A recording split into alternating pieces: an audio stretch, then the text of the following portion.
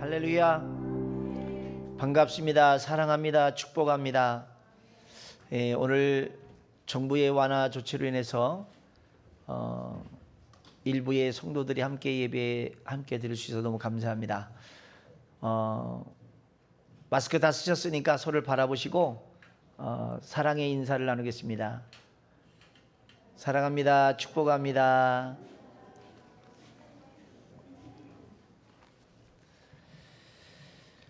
가정에서 예배드리는 성도님들에게도 주님의 평강과 하나님의 은총이 가득하기를 축복합니다. 오랜만에 여러분들의 얼굴을 대면할 수 있어서 너무 감사하고 너무 기쁩니다. 교회가 건축을 하고 이사한 지 딱 오늘로 한 달 되는 날입니다. 8월 21일 날 이사를 했으니까 오늘 9월 20일이지 않습니까? 딱 한 달 만에 우리가 이렇게 일부 성도님들 대면해서 예배를 드릴 수 있어서 너무 감격스럽고 감사한 마음이 큽니다. 주님의 평강이, 주님의 은혜가 우리 모두에게 충만하게 은혜로 넘쳐나기를 축복합니다. 지난주 설교 말씀을 기억하시는지요? 영적 성장에 대한 조언의 말씀을 여러분들에게 드렸습니다. 영적 성장을 위한 가장 중요한 열쇠는 하나님과 친밀함입니다. 영적 성장의 출발도 친밀감이고 그 마지막도 친밀감입니다. 하나님과의 친밀감은 여러분이 영적으로 성장하기 위해서는 절대적이고 필수적이고 우리에게 없어서는 안 되는 것입니다. 요한복음 15장에서 예수님 안에 거할 것을 권면해 주고 계십니다. 아까 제가 소개한다기 잊어먹었네요. 우리 홍현미 수사님 같이 나와서 예배 드리고 계십니다. 너무 감사하고요. 하나님이 속히 완쾌해 주시는 역사가 있기를 축복합니다. 요한복음 15장 4절 5절 말씀에 보면요, 내 안에 거하라 나도 너희 안에 거하리라. 가지가 포도나무에 붙어있지 아니하면 스스로 열매를 맺을 수 없음 같이 너희도 내 안에 있지 아니하면 그리하리라. 나는 포도나무요 너희는 가지라. 저가 내 안에 내가 그 안에 거하면 사람이 열매를 많이 맺나니 나를 떠나서는 너희가 아무것도 할 수 없음이라 라고 그랬습니다. 예수님 안에 거해야 할 이유는 뭐냐면 예수님 안에 거할 때 비로소 많은 열매를 맺기 때문입니다. 그래서 하나님의 임재는, 임재하시는 영적 예배 안에 우리가 온전히 거하는데, 물론 이 영적인 열매는요 성장을 의미하는 것이죠. 예수님을 떠나서는 여러분이 아무것도 할 수 없기 때문에 이 영적 성장은 100% 하나님과의 관계 안에서 이루어지는 것이거든요. 그래서 우리가 예수님 안에 이제 거하면서 하나님이 임재하시는 영적인 예배를 드리는 게 필수적입니다. 그 예배 안에서 하나님을 예배하고 영으로 예배하고 또 하나님의 말씀 안에 거하는 것 굉장히 중요한 것이죠. 최고의 계명이 뭐라고 그랬죠? 서로 사랑하라 그랬습니다. 예수님은 철저한 이제 하나님의 관점에서의 삶을 우리에게서 말씀해주고 있으십니다. 무엇이든지 하나님의 마음과 생각 그리고 그분의 뜻대로 사는 삶을 예수님이 친히 삶의 모범을 보이셨고 우리에게도 그것을 요구하고 계시죠. 이렇게 사실 수 있는 이유는 예수님은 그 누구보다도 하나님과 친밀했기 때문에 가능하다는 겁니다. 그래서 이 하나님과의 친밀도가 얼마나 깊으냐에 따라서 우리 신앙의 척도도 나오고요, 또 하나님 말씀 안에서 삶을 살아가는 진정한 삶이 되기도 하죠. 그래서 오늘은 영적 성장의 또 하나의 조언을 드리고자 한다면 이제는 상처에서 자유하시라는 것입니다. 우리는 살아오면서 나도 모르게 상처를 받고 주며 살아갑니다. 상처라고 생각하지 않았던 것이 이것이 어느 순간인가는 내 안에 이게 잠식되어 있다가 그것이 굉장히 폭발하는 경우도 있지요. 왜 그러냐면 상처를 받았기 때문에 그렇습니다. 내가 신앙의 성장을 하지 못하는 이유도 이 깊은 상처로 인해서 쓴뿌리가 내 안에 있기 때문에 신앙이 성장하지 못하는 요인이 될 수도 있습니다.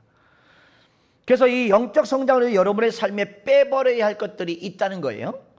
오늘 마태복음 8장 9장에 보면요, 산상수훈에 이어서 이 마태복음 8장 9장은 산 위에서 말씀을 마치신 예수님이 산 아래로 내려오실 때 수많은 무리들이 예수님을 따르는 장면으로 시작하거든요. 그래서 8장 1절에 가보면 이렇게 말씀합니다.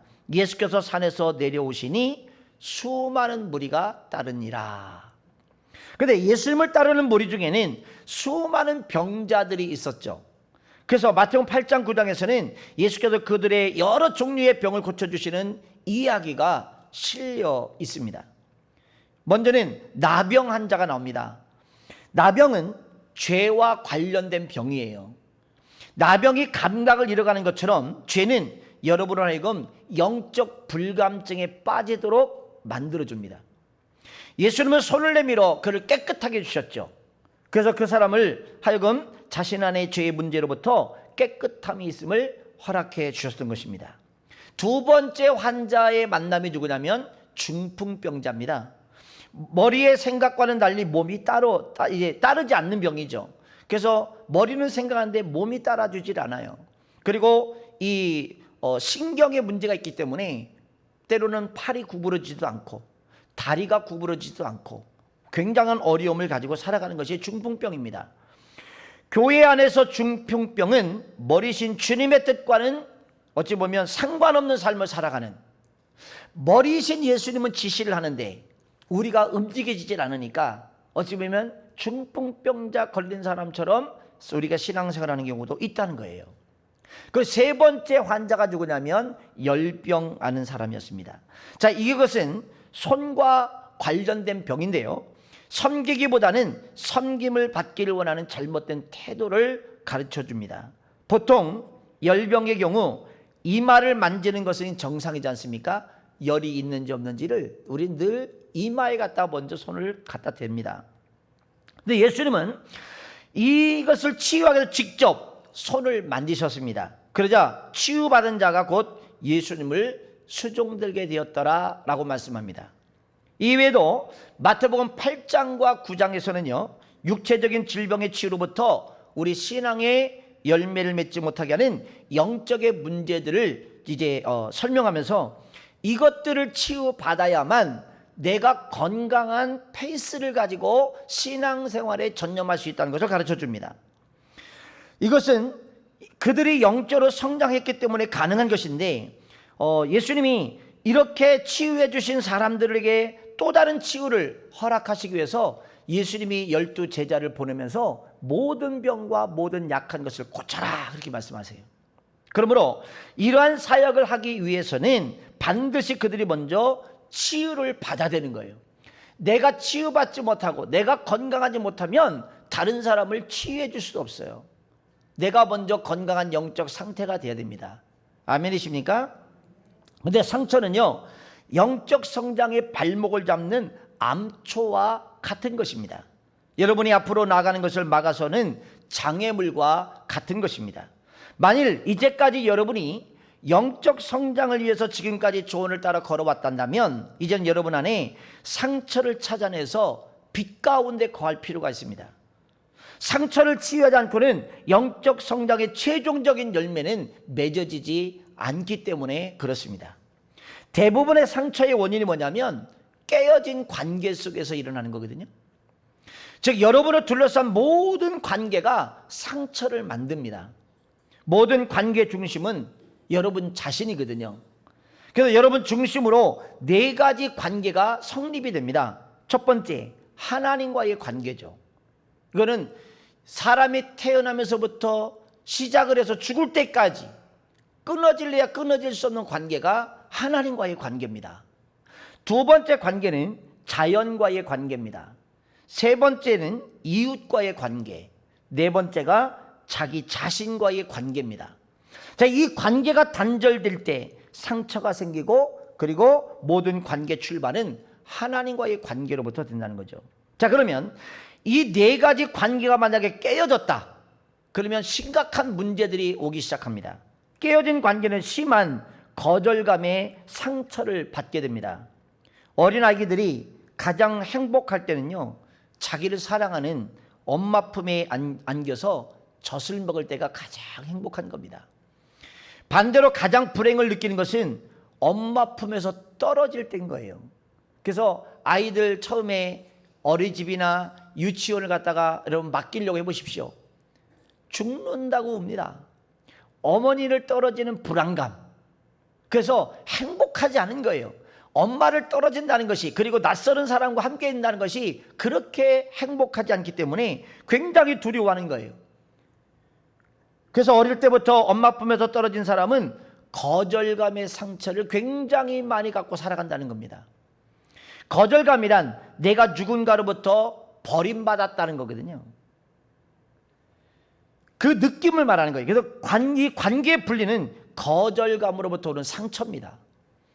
최초의 거절감의 상처를 경험한 사람은 인류 조상인 아담이죠. 아담이 어떻게 거절감을 당했을까요? 아담은 자신의 죄로 인해서 하나님부터 스스로 분리되는 아픔을 경험했습니다. 아담이 에덴 동산에서 하나님과 함께 거닐며 살 때에는 엄마 품에 안겨진 그런 어린애 같은 행복감을 느낌을 가지고 살았어요. 그래서 너무나 그 에덴 동산의 삶이 기쁘고 축복이었지만, 그러나 선악과를 먹고 죄를 알게 된 이후에는 엄마 품에서 분리된 아기가 겪는 상실감이 찾아오게 됐죠. 그런데 이 거절감이 주는 상처는 두려움을 가져다 준다는 것입니다.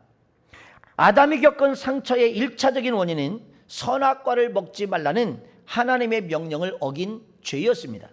그러나 이 죄로 인한 반응은 하나님에 대한 두려움으로 바로 이어져 나와요. 그래서 아담이 숨지요. 하나님의 눈을 피해서 숨을 수 있으면 좋겠다고 숨습니다. 창세기 3장 9절에 보니까 하나님께서 선악과를 따먹고 하나님의 낯을 피해 동산 나무 사이에 숨은 아담을 찾아오는 장면이 나와요. 창세기 3장 9절 10절을 읽어드릴게요. 여호와 하나님이 아담을 부르시며 그에게 이르시되 내가 어디에 있느냐. 이르되 내가 동산에서 하나님의 소리를 듣고 내가 벗었으므로 두려워하여 숨었나이다. 자, 여기 숨었는데 왜 숨었어요? 두려워서.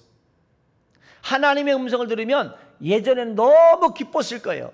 하나님이 저를 찾아오셨네, 저에게 말씀해 주시네, 너무 감격적이었을 거예요. 근데 자기가 죄를 짓고 나니까 이제는 하나님이 어떤 대상이 됐어요? 두려움의 대상이 됐어요. 아담이 숨은 이유는 두려움 때문이었습니다. 벗은 것 때문에 두려운 게 아니었어요. 전에도 벗었거든요. 전에도 벗고 살았거든요. 선악과를 먹기 전에는 두려움이 없었지만 먹은 후에는 두려움이 생겼던 것입니다. 죄는 하나님과 친밀한 관계를 깨어지게 만들고 이로 인해서 스스로 거절감의 상처를 받으며, 그리고 이로 인해서 하나님을 더 이상 친밀 관계로 생각하지 않고 두려움의 대상으로 볼 수밖에 없다는 겁니다. 이런 말 있죠? 방귀꾼 놈이 성질낸다고. 사람들은 죄를 지으면요 스스로 거절감을 만들어 버립니다. 그리고 결코 하나님을 그를 버리지 않았음에도 불구하고 스스로 자신의 생각하기를 하나님부터 버림받았다라고 생각하는 겁니다. 여러분 잘 기억하십시오. 여러분들이 어떤 죄를 지었든 하나님은 여러분들을 버린 적이 없습니다. 오래간만에 나오셔서 아멘 하시는 걸 잊어버리셨는 것 같아요. 여러분, 하나님은 바뀐 것이 아무것도 없어요. 하나님은 언제나 동일하신 분이에요. 상황이 바뀌어도 환경이 바뀌어도 하나님은 동일하십니다. 바뀐 것은 오직 하나님을 바라보는 아담의 생각이었지 하나님이 바뀐 게 아니었어요. 그래서 이로 인해서 하나님과의 친밀한 관계는 깨어지고 이제는 하나님을 두려움의 대상으로 바라보고 있는 거예요. 우리가 하나님이 언제 두려워지든가요? 내가 죄를 짓고 뭔가 하나님 뜻대로 살지 못했을 때 두려움이 옵니다. 순종하지 못했을 때, 하나님의 말씀에 어긋난 삶을 살았을 때 가끔 우리 안에 두려움이 덜컥덜컥 다가옵니다. 그 이유가 뭘까요? 하나님이 떠나셔서 그런가요? 아니에요. 죄를 짓고 내 스스로 그렇게 느끼는 감정인 겁니다. 그래서 이것이 상처가 되어서 하나님을 원망하고 자신의 인생을 불행한 삶으로 하나님의 탓으로 돌려버려요. 이게 우리가 큰 잘못을 저지르는 하나의 모습입니다. 의외로 적지 않은 사람들이 하나님에 대한 상처를 가지고 살아가는 거 아십니까? 하나님에 대한 상처가 있어요. 어떤 사람은 돈과 관련해서 하나님에 대한 상처가 있어요. 왜 나는 이렇게 빈곤할까? 나는 왜 이렇게 가난할까? 나는 왜 필요에 따라서 하나님이 그렇게 채워주시 아니하실까? 왜 저 사람은 부자인데 나는 가난하게 살아야 되는가? 하나님은 살아가지 않나 봐. 이런 상처를 가지고 살아가요. 하나님이 자신을 돌보지 않기 때문에 그렇다라고 생각합니다. 어떤 사람은 인생의 실패에 대한 상처가 있습니다. 하나님이 나를 사랑하시고 나를 지키고 계시다면 내가 이렇게 실패할 수 있단 말인가? 그럴 수 없지.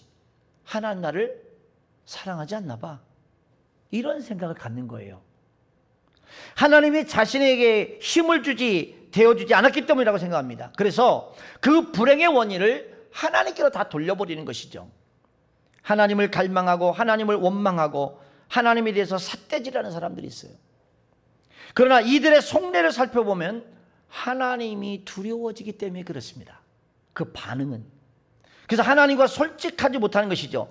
그리고 솔직하지 못하기 때문에 모든 탓을 하나님께로 돌려버리는 거예요. 그래서 하나님과의 관계에 상처를 가진 사람들의 회복을 돕기 위해서는 솔직하게 하나님께 자신을 고백하는 자신의 모습이 필요하다는 것입니다. 자신이 아파하고 힘들어하는 것의 모든 상황과 형편을 고백할 필요가 있습니다. 더 이상 중요한 것은 이것이 원인이 자신의 죄가 있다는 것을 하나님 앞에 솔직하게 인정하라는 거예요. 내가 이러한 잘못이 있습니다. 내가 이런 죄가 있습니다. 고백을 하라는 겁니다. 이러한 고백이 하나씩 하나씩 들어질 때 하나님과의 관계가 가로막혔던 이 커튼 하나가 다 거쳐지기 시작합니다. 장애물들이 치워지기 시작하고 이전보다 더 가까이 하나님 앞에 다가설 수 있는 은혜가 주어지는 것입니다. 사랑하는 여러분, 하나님 탓으로 돌리지 마시고 내 자신 안에 있는 하나님 앞에서 옳지 않은 것들을 발견하셔서 그거를 뽑아내어 버리시기를 축복합니다. 상처받은 사람에게 공통적으로 나타나는 것은요, 두 번째는요, 남을 믿지 못하는 불신에 있어요. 믿음이란 서로에 대한 신뢰를 의미합니다. 좋은 관계에서 출발하는 것입니다. 상처를 받았다는 것은 이러한 관계가 깨졌다는 거예요. 서로가 사랑하고 보듬고 열심히 서로 섬겼던 관계였는데 어느 날 이 관계가 둘의 관계가 깨졌어요. 그러면 어떤 일이 벌어질까요? 상대에 대한 미움과 배신감, 불신, 수많은 것들이 생기기 시작합니다. 신뢰가 더 이상 되지 않게 됩니다. 상처받았다는 것은 이런 관계가 깨진 것이에요. 그렇기 때문에 깨어진 관계는 절대로 누군가를 신뢰할 수가 없어요. 그래서 끊임없이 두리번거리고 남을 분별하고 판단을 합니다. 이런 사람들은 하나님도 믿지 못하기 때문에 당연히 사람도 믿지 못해요. 끊임없이 사람들을 의심하고 살피는 것이 그가 할 수 있는 전부일 수밖에 없죠. 그래서 상처받은 사람은요, 쉽게 남을 판단하는 거예요. 비방의 말을 쏟아놓는 거예요. 남의 정죄를 하는 것을 서슴지 않는 것입니다. 대부분의 사람들이 남의 이야기를 자꾸 하는 사람들의 이유가 뭐냐면 내 안에 상처로 인해서 된다는 걸 아셔야 돼요. 판단이 그 마음의 안에서 작동하는 불신의 모습이라면 어떤 것이 나올까요? 불만과 불평이 나올 수밖에 없어요. 그러나 그 판단이 그 사람에 대한 신뢰가 있고 서로 끈끈한 사랑의 관계라면요, 절대 불평과 불만, 이런 미움의 이야기를 하지 않습니다. 이걸 우리가 잘 여겨보셔야 됩니다. 비방과 정죄는요, 말과 행동으로 나타나는 불신의 모습입니다. 이런 사람들에게 진심이 통할 수는 없습니다. 상처 입은 사람은, 이 상처 입은 마음은 사람의 진심을 자꾸만 왜곡시킵니다. 내가 진실된 이야기를 해도 내가 상처를 받았기 때문에 그 진실이 진실로 다가오질 않아요. 그러니까 내가 진실을 이야기했는데 상대방은 뭘 얘기를 하고 있어요? 어떻게 받아들이고 있어요? 불신의 마음을 갖고 있기 때문에 진심으로 받아들이지 않고 왜곡시켜서 받아들인다는 겁니다. 그러니까 관계가 계속 지속될 수가 없게 되는 거죠. 상처는 진실을 바라보지 못하게 만들어요. 따라 상처 입은 사람의 눈과 귀를 통해서 들어오는 모든 것은 마음이 왜곡되어서 상처의 말을 쏟아내도록 만들어버립니다. 아무리 좋은 얘기를 해도, 긍정적인 얘기를 해도 받아들인 사람이 부정으로 받아들여서 부정의 말을 쏟아내버리는 거예요. 그 이유가 뭐라고요? 안에 상처가 있기 때문에. 그래서 상처를 가진 사람이 하나님과 친밀감을 회복하는 것은 그리 쉬운 일이 아니라는 거예요. 그 상처가 빨리 회복이 되고 치유가 될 때 하나님과의 관계가 계속해서 열려지고 깊어질 수 있는 거예요. 상처받은 사람들의 또 다른 특징이 뭐냐면 지나친 예민함입니다. 우리 중에는 특정 부류의 사람과 상황에 대해서 예민한 사람들이 있습니다. 어떤 사람의 아버지에 대한 예민함이 있습니다. 아버지의 상처가 있기 때문에 예민한 거예요. 특정 지역의 사람에 대해 예민합니다. 호남 사람은 저기 경상도 사람들은 또 호남 사람들이 예민하잖아요. 왜 그래요? 상처가 있기 때문에. 그 지역의 사람들 상처를 받았기 때문에 그 사람들이 하는 모습들, 언어, 행동 다 안 좋게 보여요. 그래서 하나 된다는 게 참 어렵습니다. 영원함이 이게 나눠진 게요, 여러분 최근에 와서 나눠진 게 아니에요. 박정희 대통령 시절 때 나눠진 게 아니에요. 그 훨씬 이전부터 이게 깊은 뿌리를 가지고 내려오는 거예요. 그러다 보니까 해결돼야 해결되지 못하고 있어요. 아직도. 왜 그래요? 각각 지역의 사람들이 다 상처를 있기 때문에 그 상처를 치유받아야 돼. 그래야 하나 될 수 있어요. 어떤 사람은 돈에 대해서 굉장히 예민합니다. 왜요? 돈에 대한 상처가 있기 때문에 그렇습니다. 어떤 사람은 새로운 만남에 대한 상처가 있어요. 사람들을 통해서 상처를 받았기 때문에 새로운 사람을 만난다는 게 너무너무 힘든 거예요. 굉장히 예민해요. 이것은 마치 우리가 몸에 어떤 상처를 가졌을 때 그 상처를 낫지 않았을 때 딱 터치를 하게 되면 어떻습니까? 굉장히 아파하고 힘들어하지 않습니까? 그거 똑같은 겁니다. 살짝 스치기만 해도 상처는 사람들을 예민하게 만들어버립니다.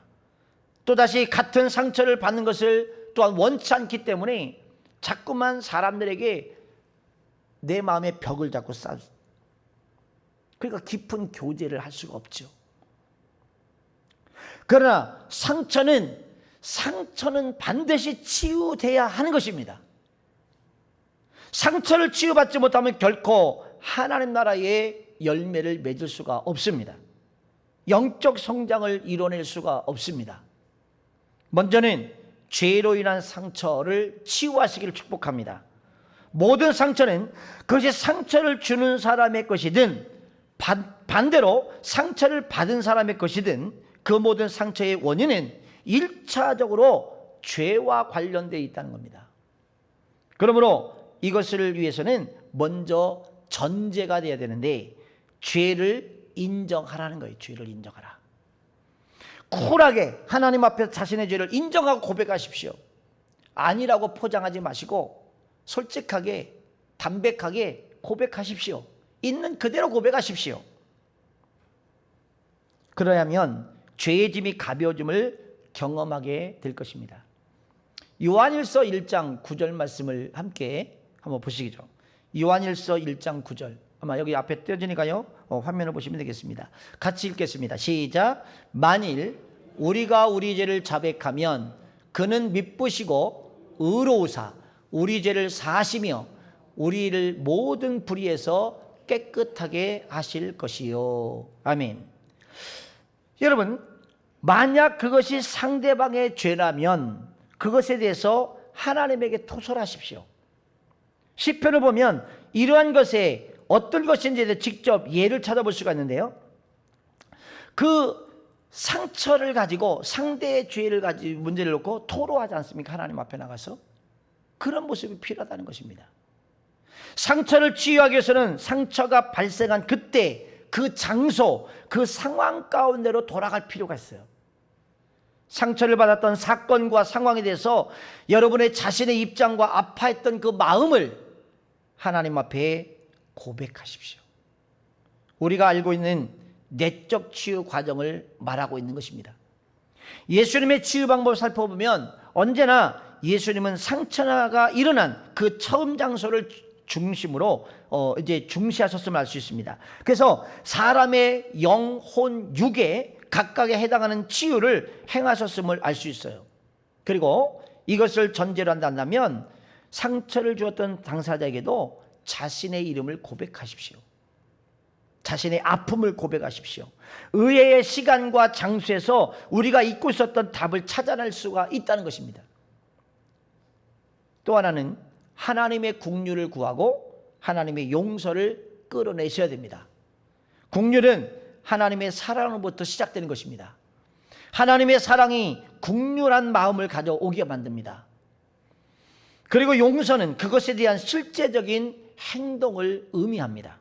따라서 용서는 긍휼이 전제되지 않고서는 할 수 없는 거예요. 긍휼함이 내 안에 있을 때 그 긍휼함을 가지고 상대방에 대한 용서가 시작되는 것입니다. 그러므로 여러분, 하나님으로부터 이 긍휼의 은혜가 입혀지기를 축복합니다. 하나님께 요청하십시오. 주님, 내 안에 긍휼의 마음을 주옵소서. 사람들을 바라볼 때 긍휼의 마음을 주옵소서. 우리가 긍휼한 마음을 구한다는 것은요, 용서를 하겠다는 결단을 표시하는 것입니다. 그래서 하나님 앞에 긍휼을 구할 때 이미 용서는 시작되는 거예요. 하나님도 우리를 용서하실 때 긍휼을 전제로 하신 거예요. 긍휼을 전제로. 긍휼의 마음을 갖지 않으셨으면 우리는 하나님의 심판을 면하지 못하는 것입니다. 제일 먼저 자기 자신 하나님부터 긍휼히 여김을 받기 위해 기도하십시오. 그리고 내가 남을 긍휼히 여길 수 있는 마음을 달라고 기도하시기를 바랍니다. 그러면 상처를 치유받으려면 영적 성장은 급속하게 이루어집니다. 자, 마태복음 13장에 있는 씨 뿌린 비유가 바로 그것을 이야기하는 것입니다. 여기서 씨는 하나님의 말씀을, 밭은 사람의 마음을 의미하지 않습니까? 여기 모두 네 종류의 밭이 등장합니다. 길가밭, 돌짝밭, 가시떨기밭, 그리고 좋은 땅입니다. 자, 마태복음 13장 3절로 8절까지 말씀을 다시 한번 제가 읽어드리겠습니다. 마태복음 13장 3절로 8절까지입니다. 예수께서 비유로 여러 가지를 그들에게 말씀하여 이르시되 씨를 뿌린 자가 뿌리러 나가서 뿌릴새 덜어는 길가에 떨어짐에 새들이 와서 먹어버렸고, 덜어는 흙이 얇은 돌밭에 떨어짐에 흙이 깊지 아니하므로 곧 싹이 나오나 해가 돋은 후에 타서 뿌리가 없으므로 말랐고, 덜어는 가시떨기 위에 떨어짐에 가시가 자라서 기운을 막았고, 덜어는 좋은 땅에 떨어짐에 어떤 것은 100배, 어떤 것은 60배, 어떤 것은 30배의 결실을 하였느니라 그랬습니다. 길가밭은 단단한 마음을 말하는 겁니다. 돌짝밭은 상처 입은 마음을 말하는 것입니다. 가시떨기밭은 두 마음을 말하는 것입니다. 이런 밭들은 열매를 맺지 못한다는 게 오늘 본문에서 우리에게 주시는 교훈이죠. 아무리 하나님 말씀을 들어도 영적 성장의 열매를 맺지 못하는 이유가 뭐냐? 내 안에 상처가 있기 때문에. 그러므로 열매를 맺기 위해서는 각각의 밭들의 문제를 알고 그것들을 치유함이 필요하다는 거죠. 치유를 받고 나면 그때부터는 달라지기 시작합니다. 길가밭은 사람의 전통이나 경험으로 세워진 견고한 진들을 말합니다. 갈아엎어야만 합니다. 돌은 상처를 의미합니다. 뽑아내야만 합니다. 그리고 흙은 흙을 덮듯이 사랑으로 덮어야만 합니다. 가시떨기는 여러분, 이 가시떨기처럼 마귀가 젖어주는 악한 생각을 잘라내셔야 됩니다. 이렇게 할 때 좋은 밭이 돼서 30배, 60배, 100배의 열매를 맺을 수 있다라고 우리에게 말씀해 주고 있습니다. 오늘 주제는 이 중에서 상처에 관한 것을 말씀을 드리는 겁니다. 상처는 깨어진 관계에서 오는 것입니다. 그리고 상처는 또 다른 깨어진 관계를 만드는 원인이기도 합니다. 대개 상처 입은 사람들이 또 다른 사람에게 상처를 줍니다. 왜? 상처를 받은 사람은 그 상처로 인해서 좋은 말이 안 나가거든요.